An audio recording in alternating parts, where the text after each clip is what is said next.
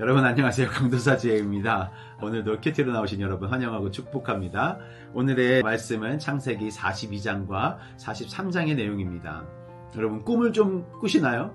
저는 꿈을 자주 꾸는 편인데 어떤 꿈은 그냥 넘기는 꿈도 있지만 어떤 꿈은 제 마음속에 깊이 간직한 꿈들도 여럿 있습니다.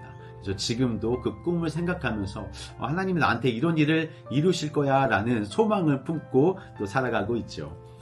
오늘은 그 꿈에 대한 내용이 어떻게 이루어지는지를 보는 내용들도 나오고 요셉과 그 형들이 자기를 팔았던 그 모든 기억들을 다시 한번 되새기는 그런 일들이 일어납니다.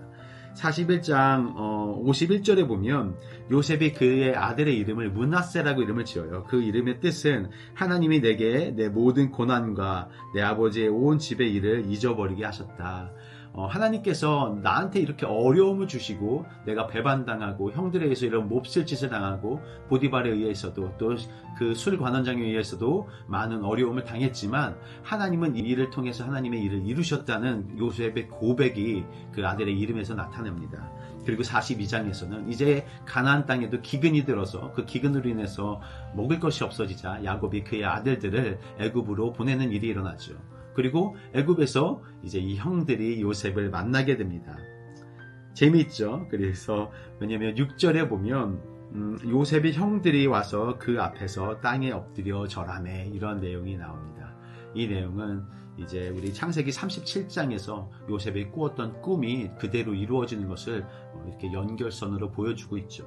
그리고 9절에서는 요셉이 그들에게 대하여 꾼 꿈을 생각했다고 했습니다.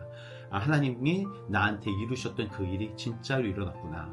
그러면서 아마 요셉은 자기 아빠를 만나는 일도 한편으로 생각했었을 수도 있습니다. 그리고 저는 그 형들에게 묻습니다. 너는 스파이다.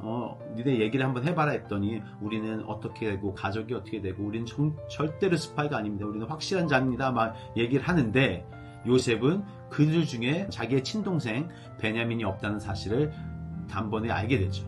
그리고서는 너는 거짓말하는 너다. 사실 요셉은 베냐민이 진짜로 안전했을지 아니면은 어떤 사고를 당했을지 이 형들이 자기처럼 베냐민도 어떻게 한 것은 아닌지라는 궁금증이 있었을 거예요.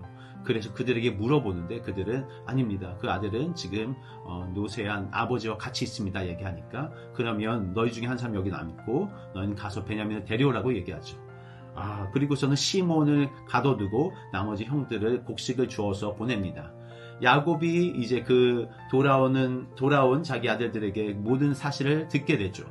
그리고서는 나는 절대로 못 보낸다. 니네 요셉도 없어졌고 이제 시몬도 없어졌는데 이제 내 제일 사랑하는 아들 베냐민도 니네가 데려갈 셈이냐 이렇게 야곱이 반응을 합니다. 이게 참 안타까운 일들이죠. 이 모든 과정에서 이제 21절에 보면 그들이 서로 말하되 우리가 아우의 일로 말미암아 범죄하였도다. 그리고 그 모든 괴로움이 우리한테 임했다. 이런 것으로 자기들의 과거를 회상하며 자기들이 했던 그 범죄에 대한 회개를 하게 됩니다. 그 내용을 요셉이 듣게 되죠. 마음이 많이 아팠을 겁니다.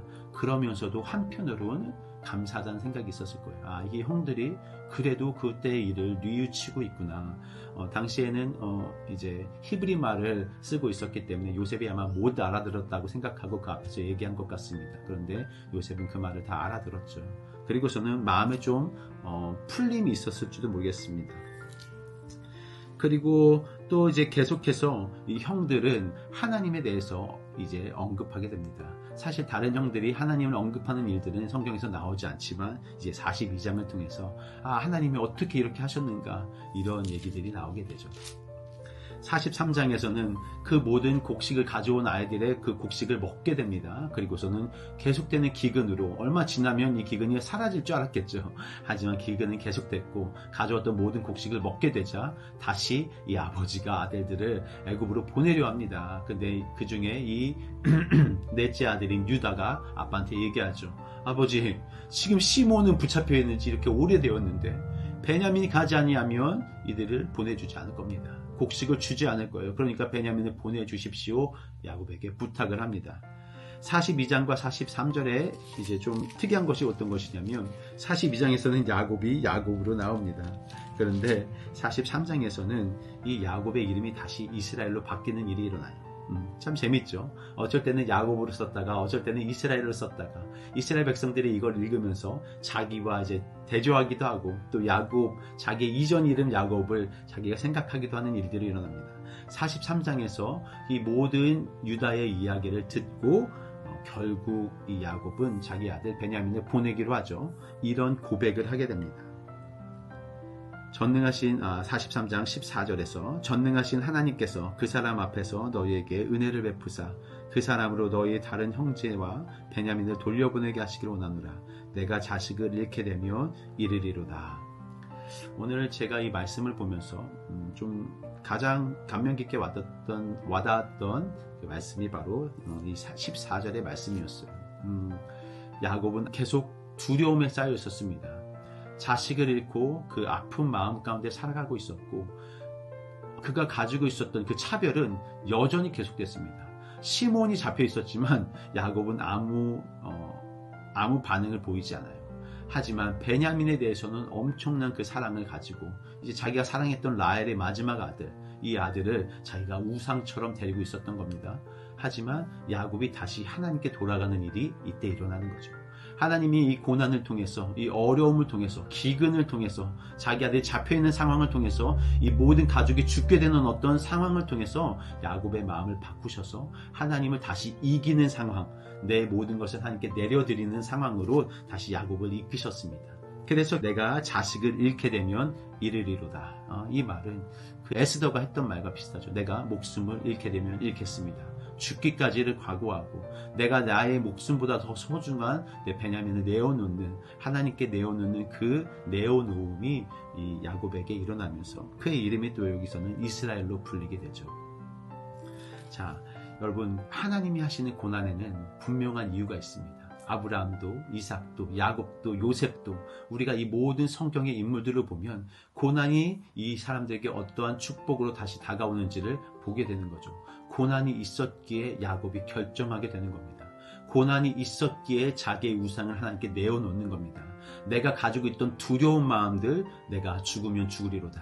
자식을 잃으면 잃으리로다. 우리의 이 마음, 하나님, 내가 가지고 있던 어떠한 나의 가장 귀한 것, 내가 이것이 없으면 안 되겠다고 했던 그 나의 어떠한 아집과 고집과 나의 그 잘못된 생각들, 그리고 내가 의지했던 그 어떤 것을 이제 하나님께 내어드립니다 라고 내어드렸을 때 하나님은 그 아들을 되찾게 되는 그 놀라운 일을 이루게 되죠. 43장 42장에서 여러분 어떤 말씀이 여러분 마음 가운데 와닿았습니까? 하나님은 여러분이 회개하시기를 원하고 여러분의 마음이 다시 한번 회복되기를 원하고 요셉의 마음이 이제 회복되는 거예요. 하나님의 회복의 때를 요셉은 지금 이제 경험하고 있는 겁니다. 자신이 꾸었던 그 꿈이 진짜로 이루어지는 것을 요셉은 실제의 삶으로 보게 되는 거예요. 여러분 어떤 꿈을 꾸고 계십니까? 하나님이 여러분에게 어떠한 꿈을 주셨습니까? 그 꿈을 향해서 보이지 않더라도 다가가는 여러분 되시기 원하고 언젠가 하나님이 그 꿈을 분명하게 이루는 날이 올 거라고 저는 믿습니다. 오늘 하루 여러분이 혹시 잘못했던 일이 있다면 회개하시고 다시 돌이키시고 여러분이 내어놓지 못했던 것들이 있다면 다시 하나님께 내어놓는 그런 하루가 되시길 기도합니다. 그럴 때 어려움이 있더라도 하나님은 그것을 통해서 그것을 선으로 바꿔주실 것이고 하나님이 어떻게 역사하셨는지는 우리 성경을 통해서 모두 하나하나 다 기억하고 볼 수 있게 하셨어요. 그러니까 여러분 인생에서도 이 일들은 분명히 일어날 것입니다. 하나님의 회복이 여러분의 오늘 하루 그리고 여러분의 삶 가운데 일어날 것을 저는 확신합니다. 좋은 하루 되십시오.